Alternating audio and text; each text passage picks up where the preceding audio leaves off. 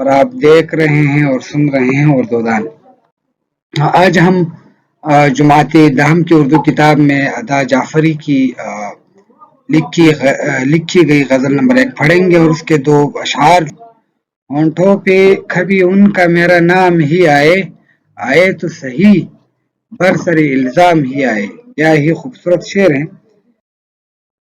شرح دیکھ لیجیے کہ بنیادی طور پر شاعرہ اس خواہش ہوتی ہیں اس کا محبوب اس کا ذکر کرے، یہ بنیادی چیز ہے عشق میں، کہ ہر عاشق یہ چاہتا ہے کہ اس کا محبوب جو ہے اپنے کہ میرا نام تک اپنے ہونٹوں پر نہیں لاتا، یعنی میرا محبوب جو ہے وہ اتنا سنگ دل ہے، اتنا ظالم ہے کہ وہ میرا نام تک نہیں لینا چاہتا۔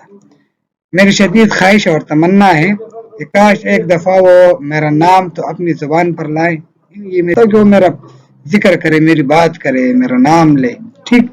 اعوذ باللہ من الشیطان الرجیم، بسم اللہ الرحمن الرحیم۔ السلام علیکم، امید ہے کہ آپ ٹھیک ہوں گے، اللہ آپ کو ٹھیک اور صحتیاب رکھے۔ میں ہوں اسف اقبال احساس، اور آپ دیکھ رہے ہیں اور سن رہے ہیں اردو دان۔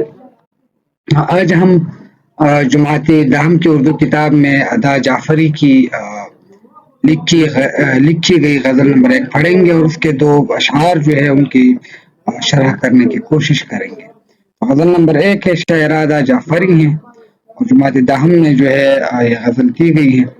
پہلے شعر کی طرف آ جاتے ہیں، دیکھ لیتے ہیں۔ شعر نمبر 1 ہے، ہونٹوں پہ کبھی ان کا میرا نام ہی آئے، ہونٹوں پہ کبھی ان کا میرا نام ہی آئے، آئے تو صحیح برسر الزام ہی آئے۔ کیا ہی خوبصورت شعر ہیں۔ ہی اور آئے بطور صورت تکرار استعمال کیا گیا ہے، اور اس میں ایک ہی لفظ مشکل ہے، برسر الزام۔ برسر الزام کے معنی ہوتے ہیں نا بطور الزام۔ ٹھیک۔ اب آ جاتے ہیں، حوالہ دیکھ لیتے ہیں۔ حوالے شاعرہ کا نام ادا جعفری اور صنف غزل۔ شرح دیکھ لیجیے کہ بنیادی طور پر شاعرہ اس شعر میں کہنا کیا چاہتی ہے، کیا خواہش ہے، کیا ان کی تمنا ہے، کیا کہنا چاہتی ہے۔ تو ہر عاشق کی شدید خواہش ہوتی ہے اس کا محبوب اس کا ذکر کرے، یہ بنیادی چیز ہے عشق میں، کہ ہر عاشق یہ چاہتا ہے کہ اس کا محبوب جو ہے اپنے عاشق کا ذکر کرے۔ اس شعر میں ادا جعفری کہتی ہیں کہ میرا محبوب اتنا ستم ظریف اور سنگ دل ہے کہ میرا نام تک اپنے ہونٹوں پر نہیں لاتا، یعنی میرا محبوب جو ہے وہ اتنا سنگ دل ہے، اتنا ظالم ہے کہ وہ میرا نام تک نہیں لینا چاہتا۔ میری شدید خواہش اور تمنا ہے کہ کاش ایک دفعہ وہ میرا نام تو اپنی زبان پر لائے، یہ میری بہت بڑی خواہش ہے۔ اگر وہ میرا نام اچھے طریقے سے یاد نہیں کرتا تو بے شک نہ کرے، میں یہ نہیں چاہتا یا چاہتی کہ وہ میرا نام جو ہے وہ صحیح معنوں میں لے یا اچھی طرح سے لے، وہ اچھی طرح سے نہ لے لیکن کم از کم میرا نام ہی تو لے۔ غالب کہتے ہیں کہ وہ مصرع ہے غالب کا، کچھ نہیں ہے عداوت ہی سے، تو وہی بات یہاں کی گئی ہے۔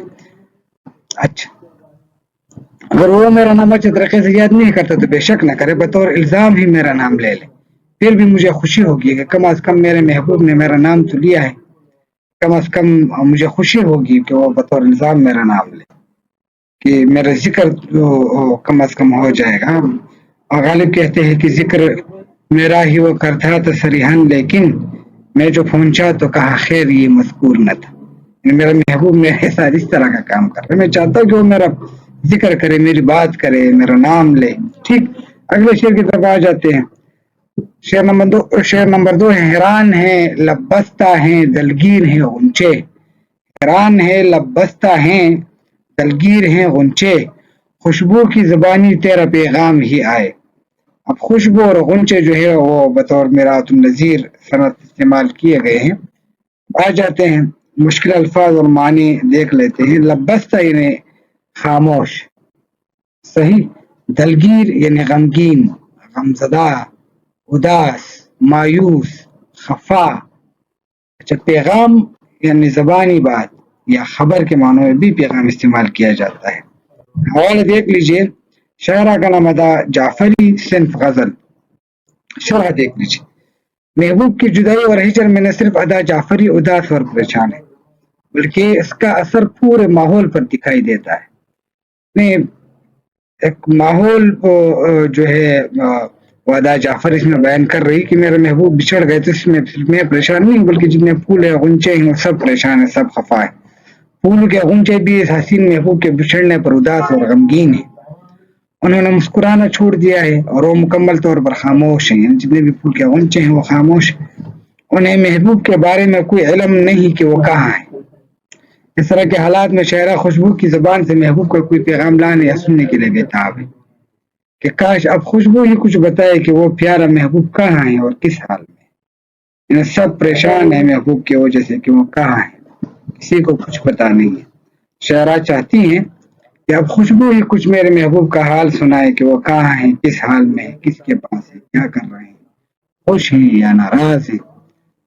تو یہ دو اشعار آج کے لیے کافی ہے. انشاءاللہ اگلے لیکچر میں اسی غزل کے اور اشعار جو ہے وہ ہم پڑھیں گے اور اس کی شرح کرنے کی کوشش کریں گے. تب تک اللہ کا امان، خاد و آباد.